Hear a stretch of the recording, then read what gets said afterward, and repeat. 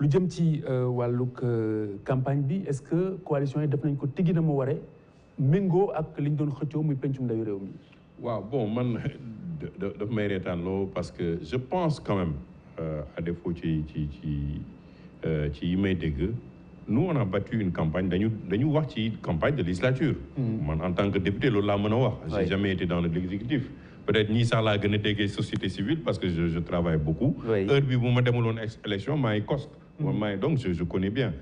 on a beaucoup def nañu contrat de législature on a parlé des réformes institutionnelles wax nañu yan taxawaay lañ ci mën a am surtout sur les réformes qui concernent l'Assemblée nationale liggéey naa ci. donc man mënuma extrapoler ci leneen loo xam ne loolu.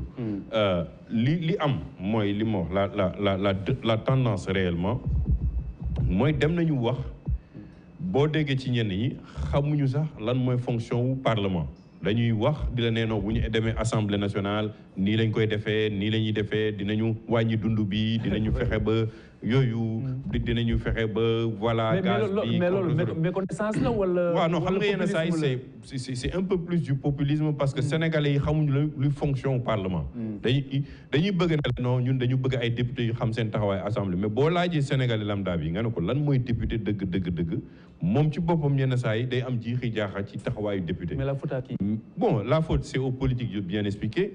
Mais aussi bon su ma mbokk baax benn bokk yaakaar li ma leen di bu ma tasee ak ñoom ci plateau chaque fois je le dis vous défendez un bilan. mais vous défendez pas le fonctionnement de l'Assemblée nationale. gi nga xam ne tey parce que mënoo dem Assemblée nationale.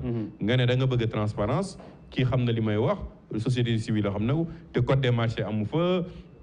Le budget de l'Assemblée nationale n'est pas voté, la redevabilité parlementaire n'est pas quelque chose de qui. Normalement, aujourd'hui, la commission budgétaire même, bi saytu li nga xam ne tey la ñuy càmbar bu ministre yi ñëwee moom opposition lañ ko war a jox ci dëkk yu bëri opposition moo ko jiite parce que day équilibrer le travail parlementaire.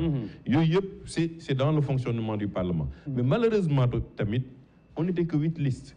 Le débat comme ni ñu defee plateau nii defuñu ko ci nga xam ne teg nañu les 8 listes yi nga xam ne ñoo jiite pour waxtaan ak ñoom ci wàllu naka la ñu taxawee ci parlement. dañu ne pirip ñii ne dañuy dem bokkuñu ñu ne dañuy bokk. ñii ne dina am nii wala du am finalement fi ñu yóbbu sénégalais yi mooy nañu continuer sanctionner sur le 3e mandat. ñii nañu jaay bilan Macky Sall.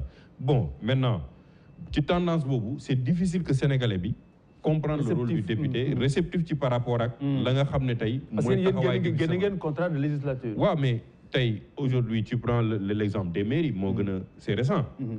les mairies aujourd'hui le lendemain beaucoup de Sénégalais sont réveillés en se disant kan mooy suñu maire. oui absolument. kan mooy suñu maire. kan moo ma mën a wax léegi. effet d'entraînement la. voilà xam nga loolu mooy l'effet d'entraînement. léegi bu maire bi toogee ba si yàgg le même citoyen qui a voté pour lui.